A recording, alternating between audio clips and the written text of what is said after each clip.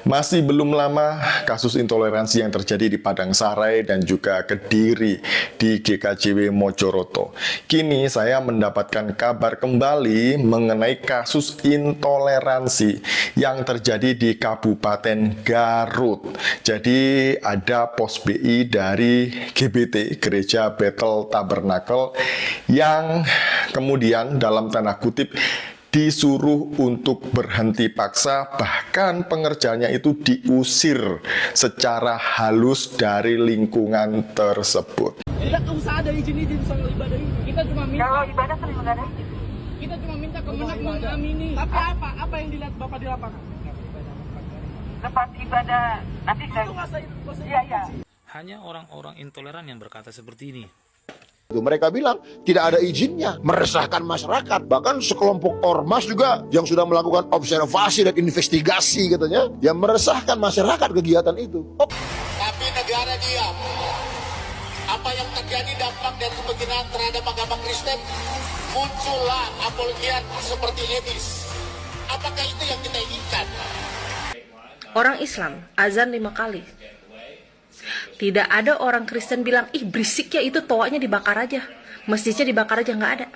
Salam damai sejahtera bagi kita semua, berjumpa kembali dengan saya di channel ini. Teman-teman, belum selesai kasus Cidahu, kasus Depok, kasus di Padang Sarai, Kota Padang, dan terakhir di Kediri, Jawa Timur. Sudah muncul lagi kasus intoleran yang melakukan penutupan rumah ibadah, saudara. Ini di Jawa Barat lagi. Ini masyarakatnya Kang Deddy Mulyadi ini sungguh-sungguh terlalu cerdas. Penghuni surga semua. Nah, seperti apa videonya, saudara? Yuk simak video ini sampai selesai supaya saudara dan saya tidak gagal paham. Lihat videonya yang berikut ini. Masih belum lama, kasus intoleransi yang terjadi di Padang Sarai dan juga Kediri di GKJW Mojoroto. Kini saya mendapatkan kabar kembali mengenai kasus intoleransi yang terjadi di Kabupaten Garut. Jadi ada pos BI dari GBT, Gereja Bethel Tabernakel, yang kemudian dalam tanda kutip disuruh untuk berhenti paksa, bahkan pengerjanya itu diusir secara halus dari lingkungan tersebut. Saya mendapatkan berita ini dari TikToknya Sejuk. Jadi nanti saya akan kasih tahu siapa Sejuk ini ya. Nah, di sini judulnya adalah diskriminasi terjadi di Garut, pelayan Tuhan diusir, rumah doanya ditutup. Ini judulnya. Jadi di situ sekaligus ada gambar dari pos PI tersebut. Nah, kemudian di slide yang kedua berbunyi demikian. Umat Kristen di provinsi yang dipimpin Gubernur Deddy Mulyadi tidak berhenti mengalami diskriminasi.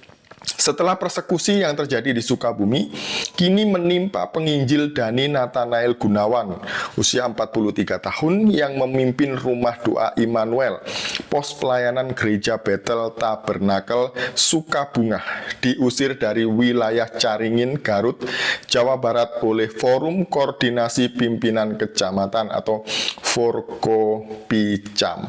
Jadi ini jelas ya beritanya. Kemudian saya akan bacakan di bawahnya. Sabtu lalu, 2 Agustus 2025, Dhani Nathanael dipaksa menandatangani surat yang berisi, pertama, pengusiran dari Rumah Doa Immanuel di Desa Purbanyi, Caringin, Garut, yang ia tinggali sejak Februari 2024, sebagaimana surat keterangan tanda lapor SKTL dari Kantor Kementerian Agama Provinsi Jawa Barat. Kedua, menutup Rumah Doa Immanuel beserta seluruh kegiatan keagamaan Kristen. Jadi di slide yang kedua ini dijelaskan bahwa penginjil Dhani Nathanael dipaksa menandatangani 2 surat sekaligus. Yang pertama adalah pengusiran dari Rumah Doa Immanuel, kemudian yang kedua menutup Rumah Doa Immanuel beserta seluruh kegiatan keagamaan Kristen.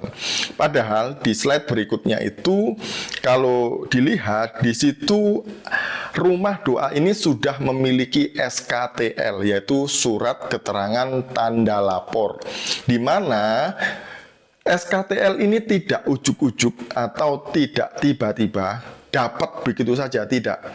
Karena SKTL ini didapat dengan cara yaitu gembala setempat meminta surat domisili dari RT, RW, dan kemudian kelurahan, baru diserahkan ke Kementerian Agama Kabupaten Kota. Nah, barulah kemudian SKTL ini diterbitkan. Jadi, kalau sudah ada SKTL, artinya rumah doa ini sudah terdaftar di Kementerian Agama setempat, yaitu kabupaten atau kota, dan sudah mendapat izin dari RT, RW, dan juga kelurahan. Nah, pertanyaannya, kalau sudah mendapat SKTL, sudah mendapat izin dari warga setempat, kenapa kemudian ditutup secara paksa oleh Forkomimca tadi itu ya, baik itu camat dan aparat yang jajarannya begitu ya. Jadi, ini sebenarnya adalah diskriminasi ya, atau intoleransi juga. Apakah mungkin ini ada tekanan massa sehingga terjadilah penutupan secara paksa rumah doa ini? Nah, saya tidak tahu secara pastinya karena memang tidak menghubungi yang bersangkutan. Tapi menurut yang ada di sini ada surat bersama. Jadi ini ada surat kesepakatan bersama. Saya bacakan ya. Surat kesepakatan bersama itu isinya demikian. Kami Forkopimca Kecamatan Caringin beserta MUI dan pengurus gereja Bethel Tabernakel Rumah Doa Immanuel Pos Pelayanan Gereja Bethel Tabernakel Sukabunga bersepakat untuk. Nah, kesepakatan ini dari pihak gereja secara sukarela atau memang dipaksa. Karena tidak mungkin ya gereja setempat kemudian dalam tanda kutip menyerahkan dirinya untuk menutup tempat ibadah itu kalau tidak ada reaksi dari warga sekitar atau warga luar, atau tidak ada tekanan begitu ya. Jadi kemudian muncullah surat tanda tangan bersama atau kesepakatan bersama. Bunyinya, 1. Menutup Gereja Bethel Tabernakel Rumah Doa Immanuel Pos Pelayanan Gereja Bethel Tabernakel Sukabunga ataupun kegiatan lainnya yang berhubungan kegiatan agama Kristen. 2. Penutupan Gereja Bethel Tabernakel Rumah Doa Immanuel Pos Pelayanan Gereja Bethel Tabernakel Sukabunga ini berlaku mulai tanggal 2 Agustus 2025 apabila pemilik rumah akan mendirikan kembali agar menempuh perizinan sesuai dengan undang-undang dan atau peraturan yang berlaku. 3. Agar seluruh warga masyarakat menjaga toleransi antar umat beragama dan tidak melakukan tindakan anarkis ataupun tindakan lainnya yang dapat menganggap situasi Kamtipnas. Nah, jadi dapat mengganggu situasi Kamtipnas. Di sini itu poin ketiga itu agak aneh isinya karena agar menjaga toleransi. Tapi di satu sisi rumah doanya itu ditutup. Mungkin yang dimaksud toleransi ini hanya supaya tidak ada perbuatan anarkis. Demikian surat kesepakatan bersama ini dibuat sebenarnya dengan tujuan untuk menjaga situasi Kamtipnas tetap aman dan kondusif. Di sini ada Kapolsek Caringin, kemudian atas nama Camat Caringin, dan kemudian atas nama Dan Ramil. Nah, jadi sudah jelas sekali di sini ya bahwa surat kesepakatan ini dibuat ya seperti itu. Nah, kemudian di slide selanjutnya itu berbunyi demikian, bahwa kalau itu ditutup gitu ya, umat Kristen yang ada di sana ini yang jumlahnya sekitar 20 orang itu akan kesulitan untuk beribadah karena jauh sekali. Jarak dari tempat itu ke tempat ibadah yang pusat di kota itu sekitar 3-4 jam. Nah, kalau ini terjadi, bagaimana nasib mereka untuk menjalankan kegiatan agama yang dijamin oleh undang-undang dan konstitusi kita? Nah, apakah aparat itu tidak memfasilitasi? Jika memang itu tidak memenuhi persyaratan hukum, rumah doa itu harusnya pemerintah setempat menyediakan tempat supaya mereka bisa beribadah, ya entah itu di aula kecamatan ke aula kelurahan, harusnya seperti itu. Tapi ini tidak. Nah, kemudian di sini ada surat pengusiran yang diberikan kepada Daniel Nathanael, yaitu penginjil tadi itu ya. Menurut pendeta Yahya, bahkan Dani Nathanael sempat dibawa 1 malam ke kantor polisi Polsek Caringin. Ia pun menyesalkan Kementerian Agama Kabupaten Garut yang gagal memfasilitasi umat Kristen di wilayah Kecamatan Caringin dan kecamatan-kecamatan sekitarnya untuk dapat menjalankan ibadah minggu dan persekutuan doa lainnya. Nah, jadi ini tadi ya, ada itu surat yang di situ itu sudah saya capture dan kemudian saya bacakan isinya. Jadi isi dari surat itu tadi adalah begini. Saya perbesar dulu. Surat pernyataan yang bertanda tangan di bawah ini nama lengkap Dani Nathanael Gunawan, tempat tanggal lahir Subang, ya, kemudian pekerjaan wira swasta agama Kristen, alamat Kampung Kamarung Utara RT 25 RW 27 Kelurahan Kamarung Kecamatan Pegaden Kabupaten Subang. Dengan ini menyatakan bahwa saya selaku penghuni gereja Bethel Tabernakel, Rumah Doa Immanuel, Pos Pelayanan Gereja Bethel Tabernakel Sukabunga, sanggup untuk meninggalkan rumah tersebut keluar wilayah Kecamatan Caringin. 2. Bahwa saya tidak akan ikut serta dengan kegiatan yang dilaksanakan di rumah doa tersebut. 3. Bahwa saya tidak akan melakukan kegiatan keagamaan di wilayah Kecamatan Caringin.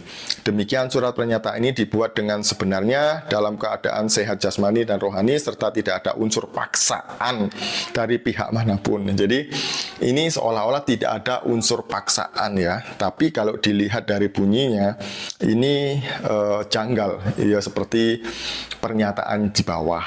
Jadi itu ya yang terjadi kepada saudara kita di Caringin di Garut sana.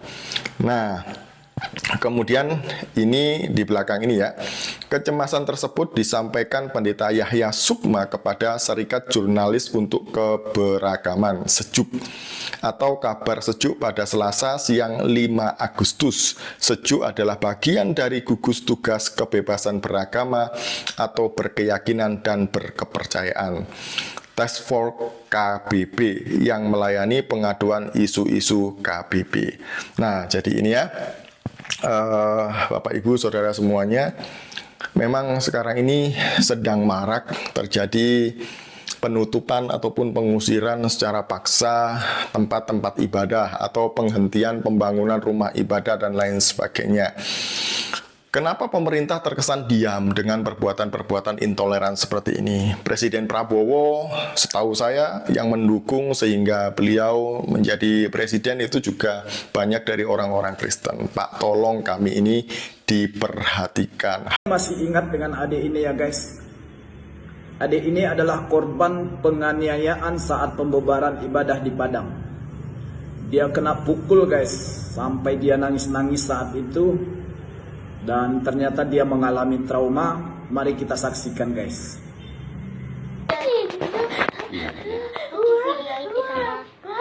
Ambil.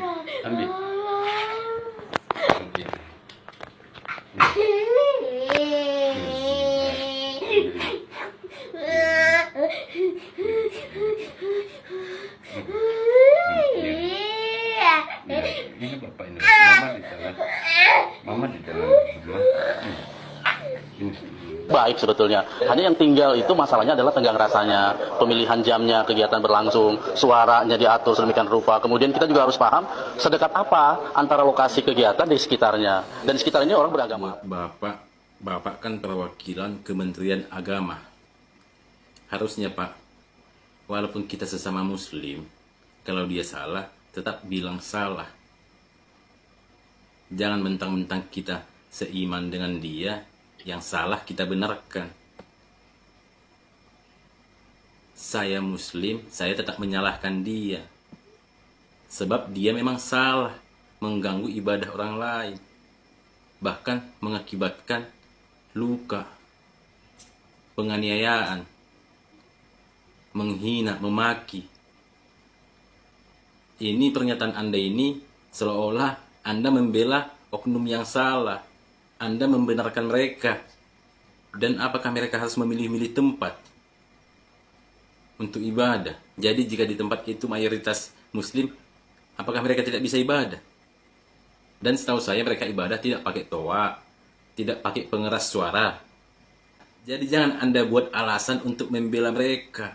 Tidak ada alasan untuk membenarkan seseorang itu melarang agama lain ibadah.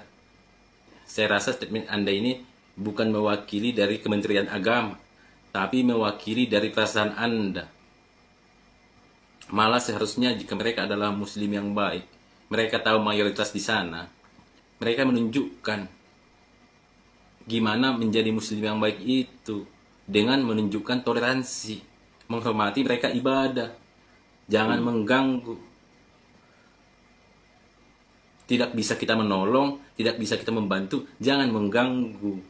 Beberapa hari ini kita dihebohkan di media sosial. Sumatera Barat, khususnya Kota Padang, tepatnya di Padang Sarai. Ada masyarakat, ada warga mendatangi tempat ibadahnya agama lain. Kita sebut saja gereja. Lalu terjadi perusakan rumah ibadah tersebut. Di Sumatera Barat, ini ada istilah adik bersandi sarak, sarak bersandi kitabullah, sarak mengatur adik memakai. Apa maksudnya? Di Minangkabau ini adalah mayoritas agama Islam. Islam itu asal katanya aslam, islim artinya selamat. Agama yang selamat adalah agama yang cinta damai. Agama yang sangat menjunjung tinggi toleransi. Makanya orang Minang, orang Melayu sangat menjunjung tinggi toleransi. Nanti timbul pertanyaan, Ustadz, kalau memang agama Islam adalah agama yang menjunjung toleransi, orang Minang adalah menjunjung tinggi toleransi, kenapa terjadi perusakan gereja tersebut? Ini yang harus kita cari pematiknya. Apa yang menyebabkan masyarakat Minangkabau, warga di sana, menghancurkan rumah ibadah ini? Cari pematiknya. Cari pemicunya, cari sumbernya, cari apinya. Tak mungkin ada asap kalau tak ada api, ikhwah. Tak mungkin terjadi keributan kalau tak ada pemicunya. Apa maksudnya? Kalau memang 9 orang ini diamankan oleh kepolisian, maka cari pemicunya, cari pematiknya. Yang saya dengar, yang saya dapat kabar, bukan itu lagi, tapi faktanya. Pendeta ini mendirikan rumah adalah rumah pribadi, bukan rumah ibadah, rumah pribadi. Yang didirikan oleh pendeta ini, bukan gereja yang didirikan. Kalau rumah pribadi Islam, rumah pribadi orang-orang Nasrani, dia berdoa di rumahnya, silakan saja. Tapi kalau ingin mendirikan rumah ibadah, harus ada surat izinnya. Ini dari pemerintah, harus ada surat izinnya. Maka saya sebagai da'i, saya sebagai orang Minang, mendukung, menegakkan hukum seadil-adilnya. Mendirikan masjid harus ada surat izinnya, mendirikan gereja harus ada surat izinnya. Bahkan statement yang dikeluarkan oleh pendeta ini sangat kontroversi. Apa katanya? Islam vs Nasrani, Islam vs Kristen. Kalau nggak kita perang saja. Dalam Islam itu ada 2 istilah orang kafir. Yang pertama tuh kafir zimmi. Apa yang dimaksud dengan kafir zimmi? Kafir, orang kafir itu orang baik. Orang di luar agama Islam, non-Islam itu adalah orang baik, hidup berdampingan dengan orang Islam. Tapi kalau kafir harbi, kafir yang ingin memerangi Islam, baik secara fisik maupun non-fisik, ini juga harus diperangi. Umat Islam tidak boleh diam. Maka saya mendukung tegakkan hukum seadil-adilnya bagi penegak hukum di Indonesia, khususnya Sumatera Barat. Kalau memang pendeta ini bersalah, tangkap nih pendeta. Jangan dibiarkan. Kalau dibiarkan akan terjadi kericuhan, akan liar di seluruh masyarakat menerimanya, ikhwah.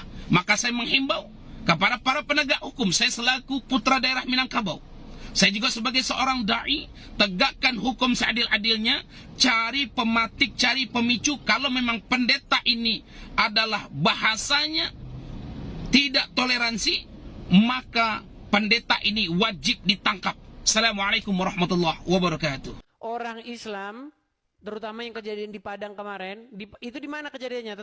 Dekat sama tempat kamu? Dekat, paling sekitar 20 menit dari rumahku. Dekat 20 menit dari rumah. Kenapa mereka nutupin rumah, mecah-mecahin kaca, ngancur-ngancurin kursi? Ya, begini ceritanya, Des. Kau mau dengar nggak? Begini. Silakan. Ada sekelompok orang, ya, manusia, oknum, dia merasa dirinya sudah ditebus dari hukum negara Republik Indonesia ini, ya. Padahal ingat, Des, padahal orang-orang ini hanya ditebus dari hukum Taurat dan kitabnya para nabi. Tapi karena dia sudah ditebus dari hukum Taurat dan kitab para nabi, dia merasa sudah ditebus dari hukum negara Republik Indonesia. Jadi dia bisa beragama sembarangan, beragama asal-asalan, beragama serampangan. Tapi ingat, dalam bernegara kalian harus taat dengan hukum dan aturan Republik Indonesia.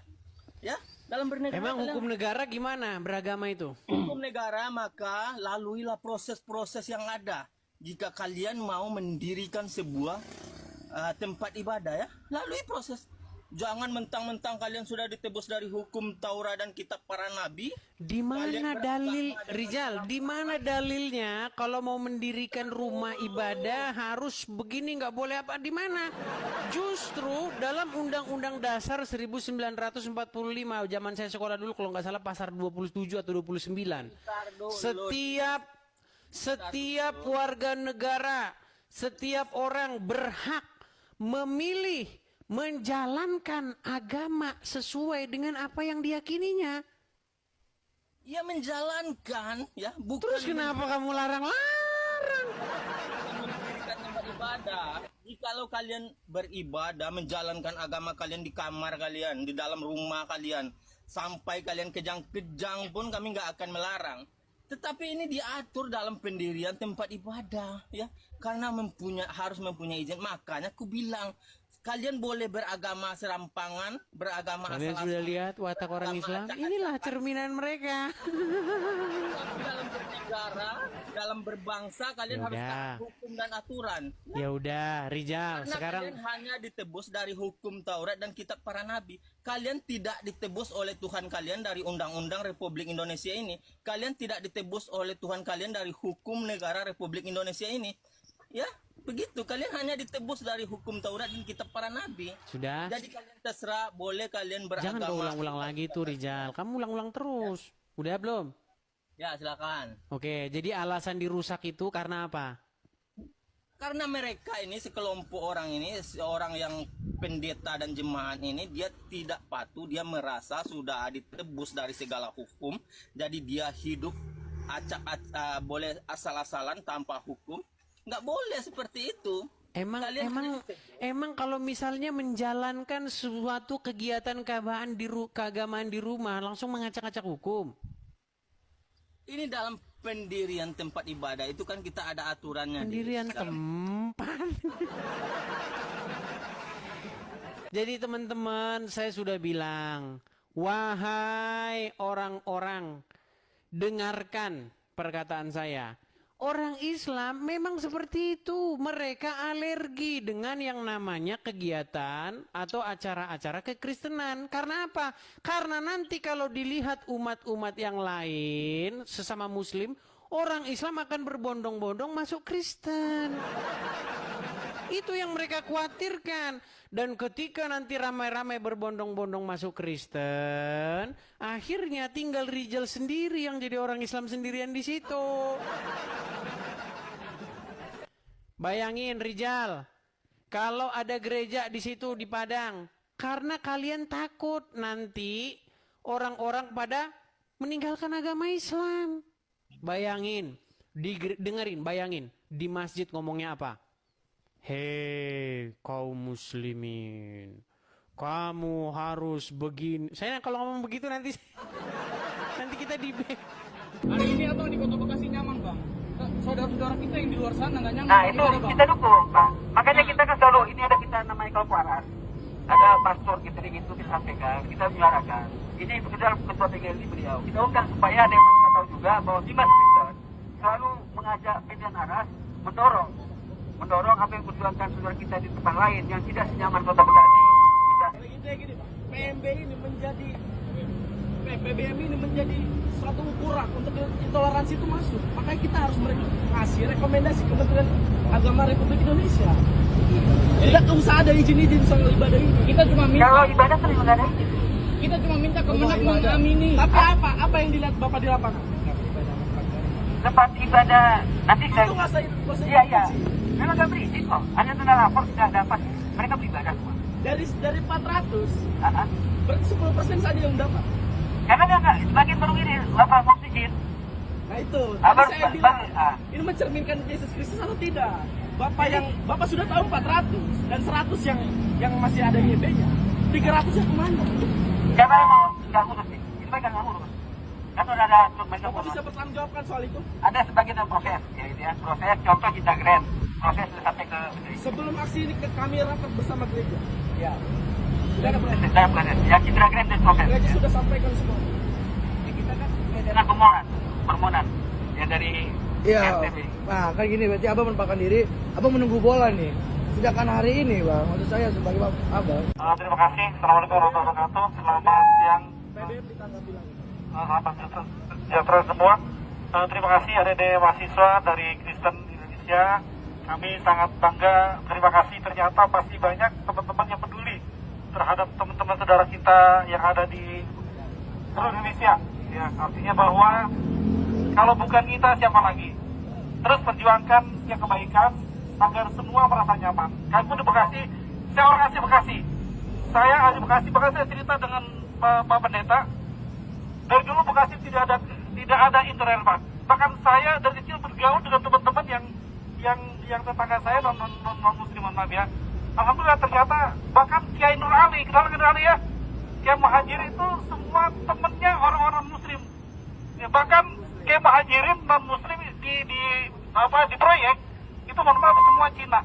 Beliau sangat akrab. Artinya bahwa Bekasi itu emang dari awal sudah sangat toleran sekali. Kalau sekarang ini dan alhamdulillah di Bekasi ada beberapa orang yang mungkin pernah dengar, tapi alhamdulillah dengan berkat kita Agama, Pemda dan FKUB, kita semua dapat diselesaikan dengan baik. Mungkin kita ke Padang, Pak, tapi Padang ini adalah bagian daripada NKRI. Sukabumi adalah bagian daripada NKRI. Pulau Jawa adalah bagian NKRI. Makanya kita punya Kepolisian Republik Indonesia. Bahkan kasus yang ketiga atau yang pertama, tapi ini sudah kasus yang ribuan kali mungkin. Sejak dulu kita beriakan ketika agama kita dihina, ketika rumah ibadah kita dihancurkan, tapi negara diam.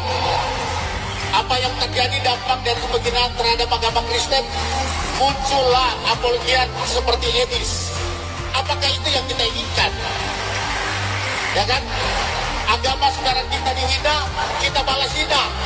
Sekarang rumah ibadah kita dirusak. Apakah kita harus membalas dengan merusak rumah ibadah saudara kita? Itu yang kita tidak inginkan. Persoalan di negara ini yang selalu saya katakan, bukan hanya persoalan intoleran, utamanya adalah penegakan hukum. Bapak-bapak polisi ini akan dianggap melanggar HAM. Bapak ini dipersenjatai. Bapak ini pegang pistol. Pegang sebagai alat negara, harusnya melindungi rakyat, khususnya melindungi kaum minoritas, yaitu agama Kristen, tempat ibadah. Ini bukan persoalan izin, Pak. Ini pengerusakan, ini penganiayaan. Bahkan tadi dikatakan oleh teman saya, ada yang meninggal karena dipersekusi. kalau kepolisian, kalau TNI diam, berarti sama saja polisi dan TNI itu melanggar HAM. Sekali lagi saya mau katakan, kalau kasus-kasus ini seperti ini dibiarkan, itu sama saja saya mau katakan TNI Polri melanggar HAM di negara ini. Gimana Pak? Mohon maaf, meresahkan. Semenjak kapan agama orang lain itu meresahkan? Orang-orang yang bisa bilang agama orang lain itu meresahkan hanya orang-orang yang intoleran. Contohnya seperti Bapak membuat surat tersebut. Ya. Orang Islam azan 5 kali. Tidak ada orang Kristen bilang, ih berisik ya itu toanya dibakar aja, masjidnya dibakar aja, nggak ada. Nggak ada yang seperti itu. Sekalipun saya yakin sekali, pasti ada yang merasa terganggu. Mungkin ada yang sedang istirahat, yang sudah tua, ya, atau mungkin ada bayi yang sedang istirahat, terus mendengarkan azan, pasti ada yang terganggu. Tapi mereka tidak terang-terangan, ya, ke masjid dibakar atau merusakkan masjid, melempar batu atau membakar toa tuh belum dengar saya berita itu, ya. Tapi kalau gereja dibubarkan, gereja dibakar, gereja dihancurkan, udah banyak berita yang saya dengar. Ya, jadi balik lagi, ini yang namanya intoleran. Ya. Dan sekarang Bapak minta untuk membebaskan 9 orang itu. Setelah anak-anak luka karena pecahan kaca? Hah? Terus Bapak seenak jidat minta dibebaskan, tidak bisa. Ya, tidak bisa. Ya. Jadi sekarang daripada Bapak minta orang-orang itu dibebaskan, lebih baik ya Bapak belajar lagi apa itu lakum dinukum waliyadin. Ya. Apa itu hablum minanas? Jangan karena seakidah baru dijaga hablum minanasnya. Ketika tidak seakidah, bodo amat, nggak boleh gitu Pak. Ya, belajar apa itu Pancasila, apa itu Bhinneka Tunggal Ika. Ya, harus bisa menghargai dan menghormati perbedaan, karena apa? Di Indonesia sudah diakui 6 agama, bukan 1 agama. Belajarin lagi gitu Pak. Ya, jadi mohon maaf, tidak akan dibebaskan. Ya, meresahkan Bapak kali yang meresahkan. Bapak melarang umat Kristen makan nasi padang. Urusannya apa Pak? Melarang umat Kristen makan nasi padang, urusannya apa? Iya, urusan Bapak melarang umat Kristen makan nasi padang, apa urusannya bagi Bapak? Bapak tahu nggak nasi padang? Nasi padang nih Pak, di mana-mana udah banyak Pak ya, udah berkembang sampai ke luar negeri Pak. Nasi padang nih banyak dicari orang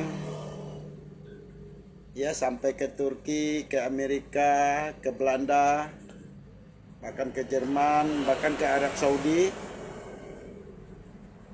Itu nasi padang udah ada Pak. Apalagi ini rendang ya, rendang Padang bilang orang tuh Pak, itu nomor 1 Pak. Udah nomor 1 Pak. Dunia mengakui, diakui oleh dunia. Jadi janganlah Pak melarang-larang Pak, yang ada urusan bagi Bapak untuk melarang umat Kristen makan nasi padang. Ini berarti Bapak mengadu domba. Bapak mengadu domba, mengasut antar umat. Pemuda Yen Danir sudah membalikan fakta.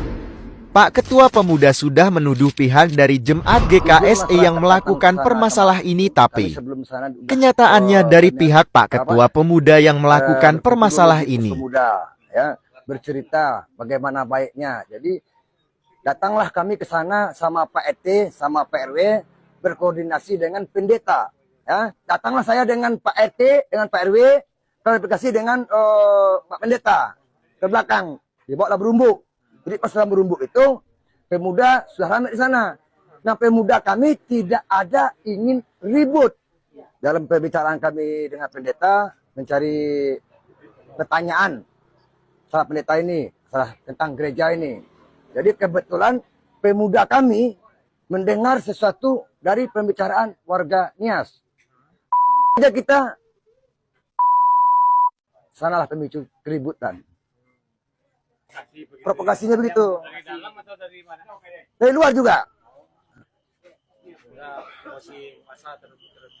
Ya, terus karena itulah mendengar cerita itu, makanya masa tersulut bunyi begitu. Perbuatan daripada para intoleran ini. Kita negara Indonesia adalah negara pluralisme, negara yang besar, negara yang berdaulat. Harusnya kita saling menghormati, saling menghargai satu dengan yang lain. Sangat disayangkan rumah ibadah dihancurin, terlebih lagi ada anak kecil di sana, sehingga dia mendapatkan perlakuan yang tidak sepantasnya dilakukan terhadap mereka lakukan terhadap anak kecil. Ini tidak dibenarkan sama sekali. Saya mengecam keras perbuatan-perbuatan intoleran ini. Saya minta Bapak Presiden Prabowo Subianto kiranya bisa turun langsung ke lapangan untuk menindak tegas para pelaku-pelaku intoleran ini supaya ada efek jera. Kita beri apresiasi bahwa Wakil Presiden sudah turun.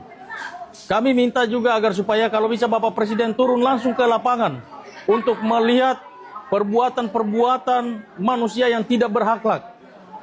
Kita negara Indonesia, negara yang kuat, negara Pancasila, negara yang berketuhanan yang Maha Esa. Harusnya kita saling menghormati dan menghargai satu dengan yang lain.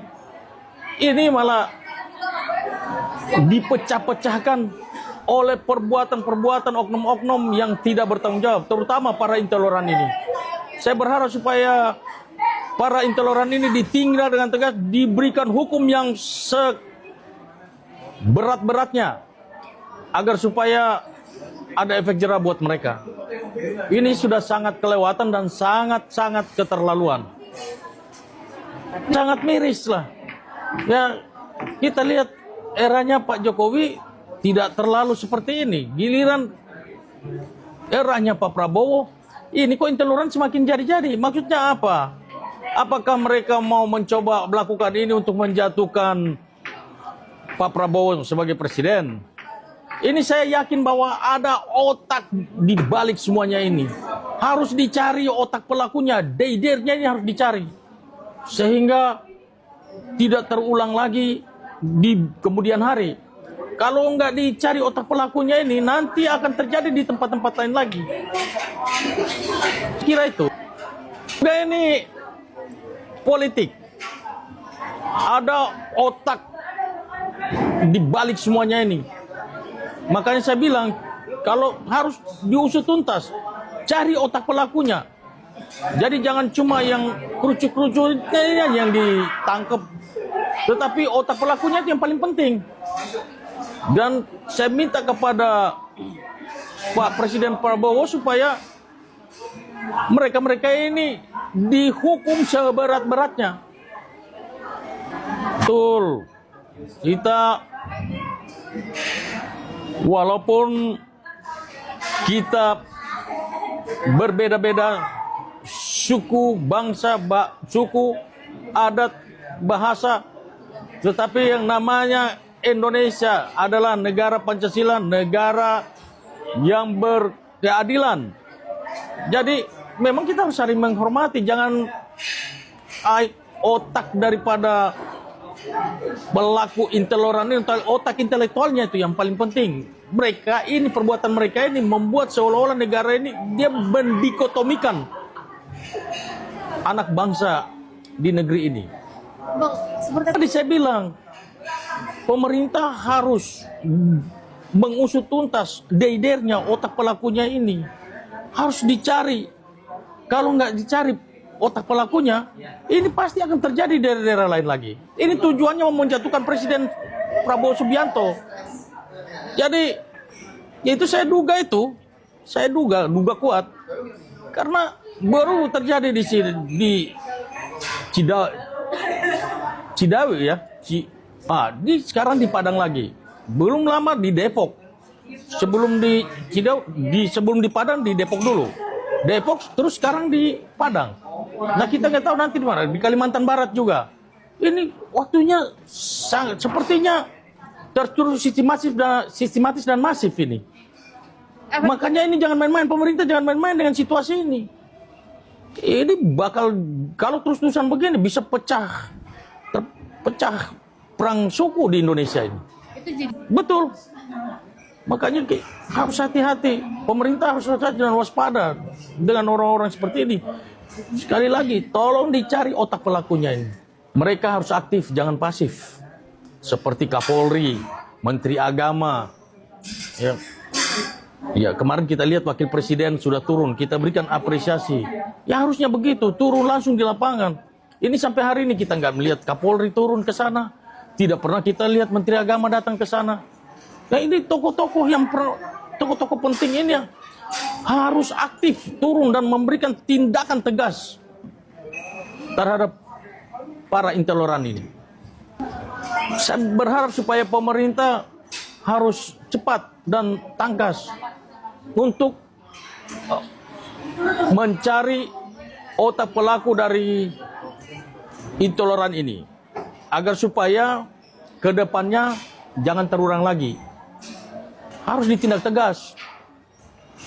Dan satu lagi, pemerintah sekali lagi harus waspada. Ini ada upaya untuk melengsarkan Presiden Prabowo Subianto. Saya sangat menduga kuat ini. Karena ini dalam waktu yang pendek terjadi lagi.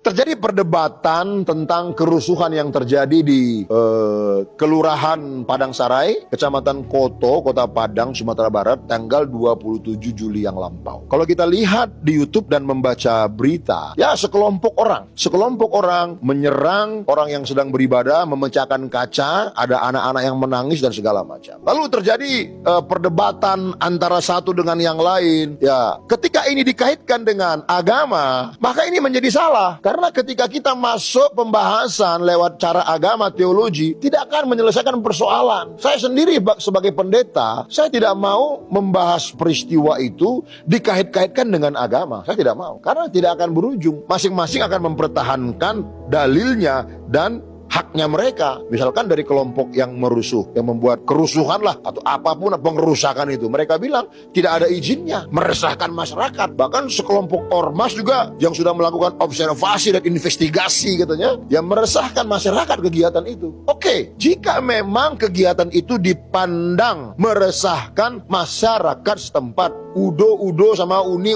dan Ado di Sinan, kalau memang itu meresahkan, lihat apa kata undang-undang. Warga atau masyarakat tidak diberi wewenang oleh undang-undang untuk melakukan penindakan. Tidak ada ayatnya dalam undang-undang, tidak ada pasal dalam undang-undang bahwa masyarakat diberi wewenang untuk melakukan penindakan. Tidak ada cerita. Oleh karena itu, apabila terjadi sekali lagi seperti ini, jangan berperilaku barbar, seperti kita tidak ada negara, seperti tidak ada aturan. Lapor jo camek, lapor jo lurah, lapor jo polisi, lapor jo sia penyelenggara negara dan ado di sinan. Kecek baik-baik. Itu ada kegiatan yang meresahkan masyarakat tanpa izin. Biarkan penyelenggara negara yang menindak, karena memang undang-undang memberi wewenang kepada penyelenggara negara untuk melakukan sebuah penindakan. Jangan awanan turun memberi ribui. Nah kalau begini bagaimana? Pidana. Jadi saya tidak mau mengait-ngaitkan dengan keagamaan. Pasti nggak bakal selesai. Teman-teman, sungguh luar biasa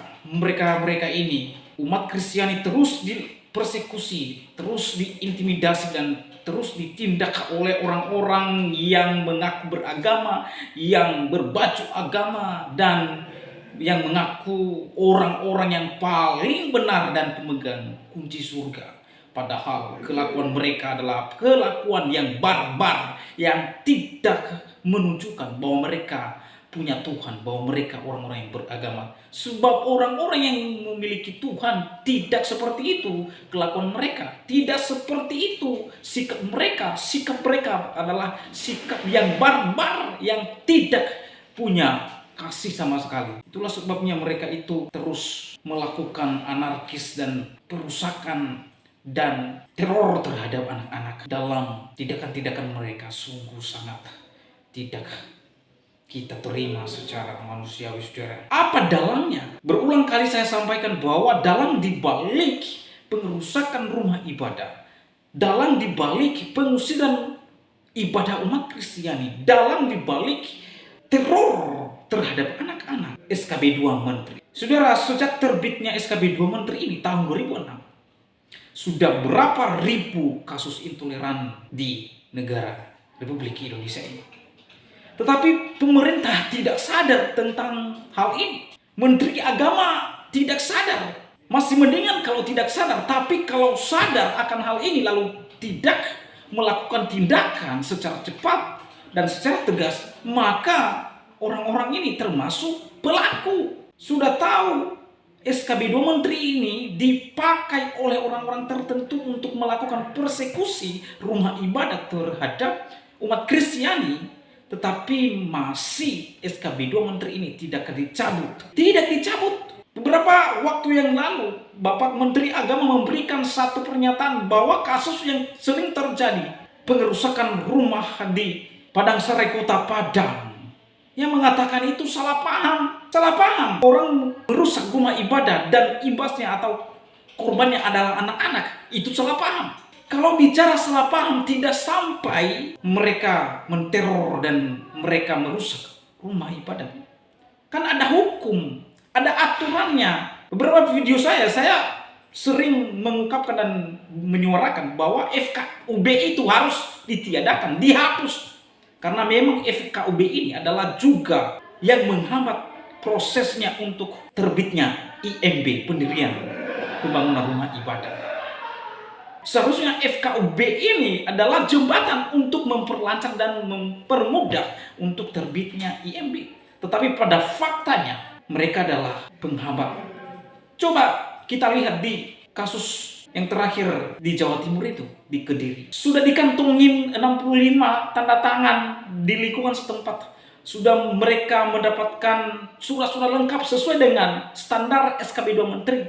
Tetapi apa kata pemerintah setempat? Bukan mempermudah, tetapi justru melakukan atau mempersulit serta mempersekusi untuk tidak terus dilanjut pembangunan. Ini kan kocak, teman-teman. Kocak. Kasus intoleransi, pengerusakan rumah ibadah, penolakan rumah ibadah, dan penutupan yang terakhir ini adalah ini sebuah perbuatan yang keji yang tidak bisa kita benarkan. Saya melihat kasus seperti ini adanya pembiaran dari pemerintah. Pemerintah harus turun dan melakukan tindakan secara tegas. Kalau tidak, maka akan terus-menerus akan terjadi. Tapi ingat, jangan sampai umat Kristiani setempat akan kehabisan kesabaran. Baru pemerintah turun kalau sudah ada korbannya. Itu sebabnya kita bersuara supaya secepat mungkin pemerintah melakukan briefing dan terus mencek di lapangan dan melakukan sebuah tindakan yang tegas. Cara satu-satunya untuk bisa menghentikan para pelaku teror ini yaitu mencabut SKB 2 Menteri dan meniadakan FKUB dan segala macam. Ya, saran saya satu pintu aja pemerintah. Gak perlu FKUB ini karena nanti mereka sembunyi di balik SKB 2 Menteri ini. Satu pintu aja pemerintah. Gak usah lagi para manusia-manusia biadab itu. Yang pertama, buat regulasi baru dan cabut SKB 2 Menteri. Itu cara satu-satunya untuk bisa dihentikan para kelakuan manusia biadab ini. Kemudian kembalikan kepada undang-undang sebagaimana Undang-Undang Dasar Pasal 29 ayat 2 bahwa setiap orang, setiap warga negara Indonesia berhak memiliki keyakinan dan kepercayaan masing-masing dan dilindungi oleh konstitusi. Jadi kembali kepada Undang-Undang Dasar tahun 1945. Jadi kalau hal ini diterapkan maka tidak ada yang mengganggu.